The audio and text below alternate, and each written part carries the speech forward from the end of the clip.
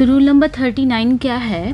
Rule number 39 में हम पढ़ने वाले हैं कि अगर आपका कार्डिनल एडजेक्टिव है, यहाँ से भी क्वेश्चन आते हैं कि कार्डिनल एडजेक्टिव, जैसे कि कार्डिनल, देखिए एडजेक्टिव यहाँ पे कार्डिनल एंड ऑर्डिनल होते हैं। तो कार्डिनल किसे कहा जाता है? जिसमें 1 2 3 4 5 6 7 8 9 10 ये सारे आपके कार्डिनल एडजेक्टिव हैं। और फर्स्ट सेकेंड थर्ड ये आपके ऑर्डिनल एडजेक्टिव हैं।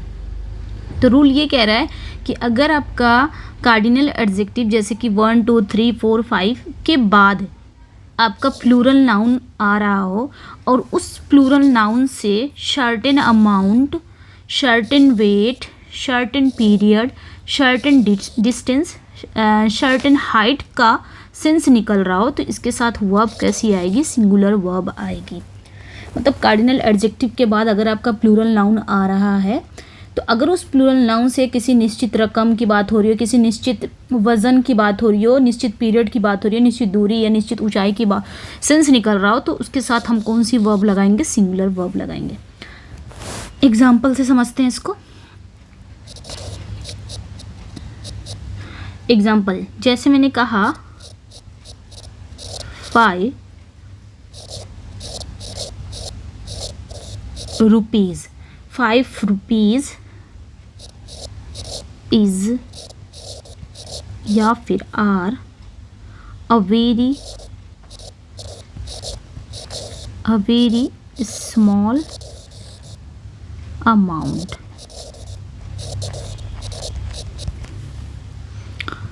तो यहाँ पे बात क्या हो रही है? तो यहाँ पे क्या है? ये आपका क्या है? 5 क्या है? आपका कार्डिनल एडजेक्टिव है। उसके बाद आपका क्या आया है? प्लूरल नाउन आया है। अब प्लूरल नाउन से अगर हमको सर्टेन अमाउंट या certain weight, certain period, certain distance या सर्टेन हाइट का सेंस निकल रहा हो, तो इसके साथ वर्ब कैसी आएगी? सिंगुलर वर्ब आएगी।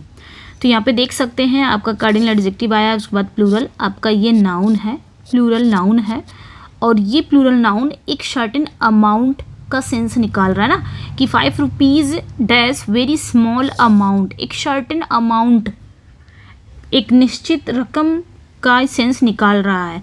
तो यहाँ पे आपकी वर्ब कैसी आएगी?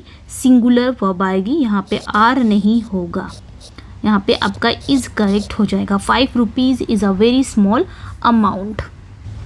ओके, तो एक और एग्जांपल देख लेते हैं यहीं पे। एक और एग्जांपल देख लेते हैं। जैसे मैंने कहा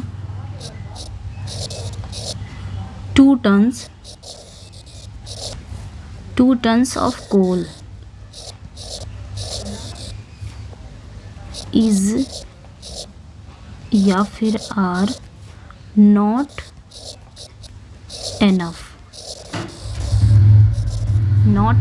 for him। तो यहाँ पे क्या वही चीज़ बता रहा है, 2 tons of coal, यानी कि कोयले का जो 2 टन्स है वो उनके लिए एनफ नहीं है। अब ये आपका 2 आया, ये कार्डिनल आपका एडजेक्टिव आया। तो यहाँ पे क्या कह रहा है? 2 टन्स ऑफ कोल इज़ या are enough and not enough for him. आपका यहाँ पे बता दिया है, ये आपका कार्डिनल एडजेक्टिव आ गया। उसके बाद आपका यहाँ पे नाउन आ रहा है, नाउन आ रहा है। और जब नाउन आ रहा है यहाँ पे आपका 2 टन्स ऑफ कोल, तो नाउन आ रहा है। अब आपका एक सर्टेन कोल, तो यहाँ पे एक सर्टेन की बात, वेट की बात कर रहा है, तो यहाँ पे भी आपका सिंगुलर ही वर्ब आएगा, इज़ यहाँ पे करेक्ट हो जाएगा।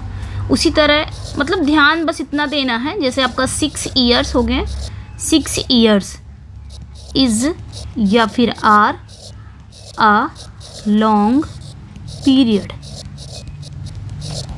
तो यहाँ पे भी आप देख सकते हैं 6 ईयर्स बताया है, यहाँ पे एक सर्टेन पीरियड की बात कर रहा है, जो कि 6 क्या है? एक कार्डिनल एडजेक्टिव है, और ईयर्स यहाँ पे वो आपका प्लूरल नाउन है, और ये क्या कर रहा है? एक सर्टेन पीरियड की बात कर रहा है।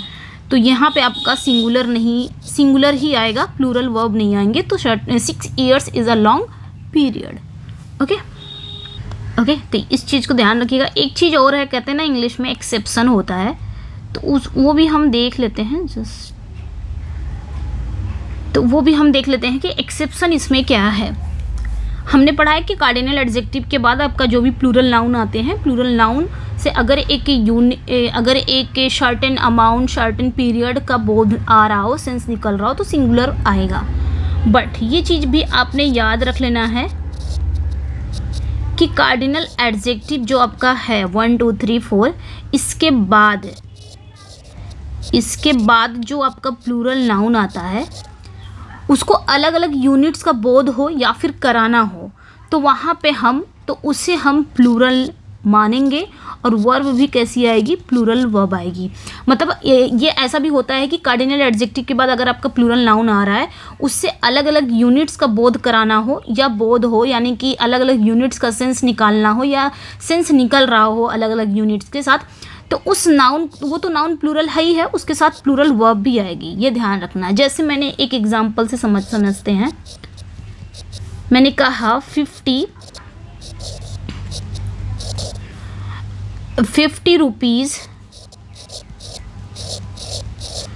रुपीज़ इज़ या फिर आर, इज़ या आर टू बी डिस्ट्रीब्यूटेड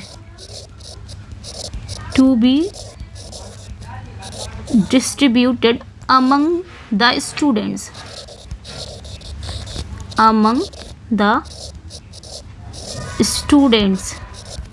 अब यहाँ पे जो सेंस निकल रहा है कि 50 रुपीज़, यहाँ पे देखिए 50 आया है, ये आपका कार्डिनल एडजेक्टिव है, और नाउन यहाँ पे आया है, प्लूरल नाउन है। ऊपर जो रूल पढ़ा था वो समझ में आया कि एक certain amount, certain weight, certain period की बात करो तो सिंगुलर आएगा।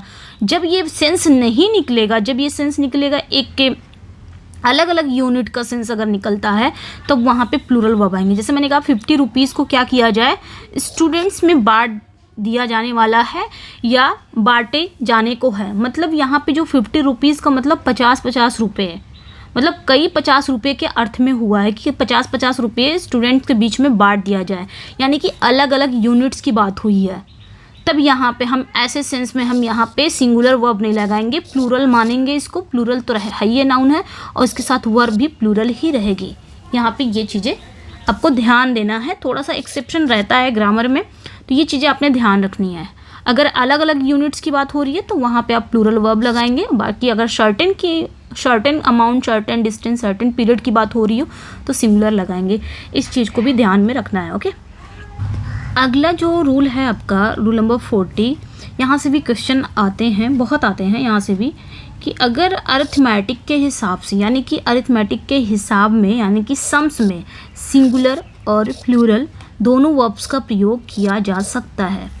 मतलब जैसे मैंने कहा 2 and 2, 2 और 2 कितने होते हैं, 4 होते हैं।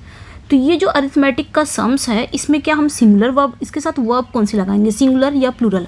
तो माना जाता है कि दोनों ही वर्ब्स लगाए जा सकते हैं, बट लेकिन जो इस समय हम पढ़ते हैं ग्रामर को, उसमें हम सिर्फ सिंगुलर वर्ब ही लगाते हैं, प्लूरल वर्ब का यूज़ नहीं करते हैं। तो ये ध्यान में रखना है, दोनों लगा सकते हैं, बट इस समय जो प्रचलन में है वो आपका सिंगुलर वर्ब ही है।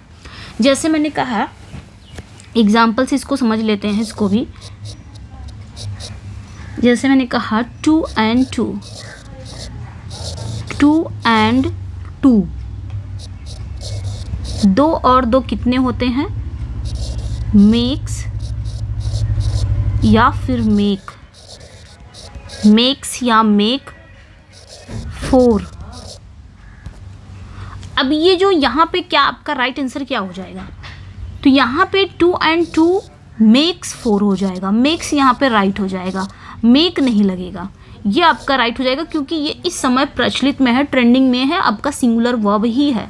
हालांकि इसमें सिंगुलर और प्लूरल दोनों आ सकते हैं, बट आपने बस इतना ध्यान देना है, जो आज की प्रचलित है, जो प्रचलन में चल रहा है, वो आपका सिंगुलर वर्ब चल रहा है, तो सिंगुलर वर्ब ही आप लगाएंगे। एग्जाम्स में आ गए तो आप सिंगुलर वर्ब ही इसको यूज़ करेंगे। ओके, जैसे और भी एग्जाम्पल देख लेते हैं। 5 प्लस 5, तो उसी तरह देखिए 5 + 5 इज़ या आर 10, तो यहाँ पे आपका इज़ करेक्ट हो जाएगा, आर यहाँ पे नहीं सही होगा। मतलब आर भी सही हो सकता है, लेकिन इस समय हम सिंगुलर वर्ब का ही प्रयोग करेंगे, इस चीज़ में ध्यान रखना है। तो इस टाइप की जब भी आपके अरिथमेटिक के सम्स में आए तो आप कौन सी वर्ब लगाओगे, तो निस्संदेह आप वहाँ पे सिंगुलर वर्ब का प्रयोग करेंगे, ये ध्यान रखना है। ओके, जो प्रचलन में है उसी को हम फॉलो करेंगे, बुक भी यही कह रही है।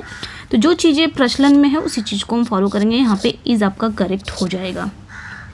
रूल नंबर 41 में हम क्या पढ़ने वाले हैं? रूल नंबर 41 में कि अगर आपका, जैसे मैंने यहाँ पे स्ट्रक्चर लिख दिया है कि एन हो गया, एन या ए या फिर एन, उसके बाद आपका सिंगुलर कलेक्टिव नाउन आएगा, उसके बाद आपकी ऑफ, फिर प्लूरल नाउन का प्रयोग अगर सेंटेंस के सब्जेक्ट के रूप में हो तो इसके साथ सिंगुलर वर्ब का प्रयोग होगा। लाइक यहाँ पे मैंने लिख दिया है कि अ बंच ऑफ कीज़, आप खुद देख सकते हैं यहाँ पे मैंने लिखा है अ बंच ऑफ कीज़, ये आपका जैसे यहाँ पे ए आया एंड सिंगुलर कलेक्टिव नाउन आया bunch of keys, bunch singular collective noun, उसके बाद ऑफ आया, उसके बाद कीज़ प्लूरल नाउन आया, देख सकते हैं। अगर ये सेंटेंस के सब्जेक्ट के रूप में आ रहा है तो इसके साथ वर्ब कौन सी आएगी, तो वर्ब भी सिंगुलर आएगी, ये ध्यान रखना है।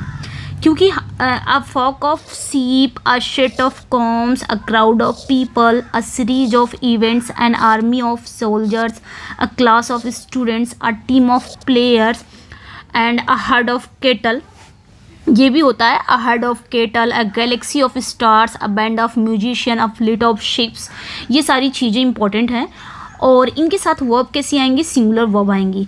कैसे? ये तो रूल हो गया। और ऐसे भी आप देख सकते हैं कि यहाँ पे ऑफ लगा हुआ है और ऑफ के बाद जो आने वाला वर्ड होता है वो हमारा ऑब्जेक्ट फॉर्म में आता है, और हम अपनी वर्ब किसको देख के रखते हैं? सब्जेक्ट के अकॉर्डिंग रखते हैं। तो यहाँ पे जो सब्जेक्ट हो जाएगा वो आपका अ बंच हो जाएगा। अ बंच यानी कि सिंगुलर, जब सिंगुलर है तो वर्ब भी कैसी आएगी? सिंगुलर आएगी। ये दूसरा टाइप है, आपको याद करने का। नहीं याद हो रहा है तो आप इसी रूल को याद रखिएगा। यहाँ पे मैंने स्ट्रक्चर भी लिख दिया, स्ट्रक्चर को भी याद रखिएगा। और ये स्ट्रक्चर को यहाँ पे मैंने ये लिख दिया है कि ये सारी चीज़ें आती हैं और इम्पोर्टेंट हैं। एक एग्जांपल देख लेते हैं, इसके समझ में आ जाए, ताकि जैसे मैंने कहा अ हर्ड ऑफ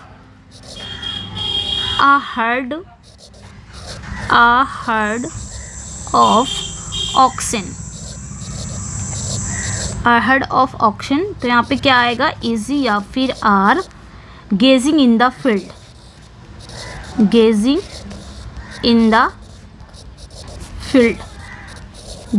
फील्ड। तो यहाँ पे क्या आपका सही हो जाएगा? अ हर्ड ऑफ ऑक्सन, आया, हर्ड आया यानी कि सिंगुलर कलेक्टिव नाउन आया, उसके बाद ऑफ, ये देखिए ऑफ, यहाँ पे प्लूरल नाउन आया, उसके बाद वर्ब कैसी आएगी? Singular verb. या तो ऐसे भी याद रख सकते हो, और ये भी याद रखना है कि जब भी आपका प्रेपोजिशन आता है तो प्रेपोजिशन के बाद वाले वर्ड वो आपके ऑब्जेक्ट में चले जाते हैं, और प्रेपोजिशन से पहले वाले जो आपके वर्ड रहेंगे वो आपके सब्जेक्ट कहलाएंगे, और उसी के अकॉर्डिंग आपकी वर्ब रखी जाएगी। तो अ हर्ड की बात हो रही है, सिंगुलर है तो यहाँ पे सिंगुलर आ जाएगा, आर यहाँ पे कट जाएगा, प्लूरल नहीं आएगा। A herd of oxen is grazing in the field, ये चीज़ें आपने याद रखनी है। उसी तरह a team of players has come here हो जाएगा। तो ये आपने याद रखना है। ओके।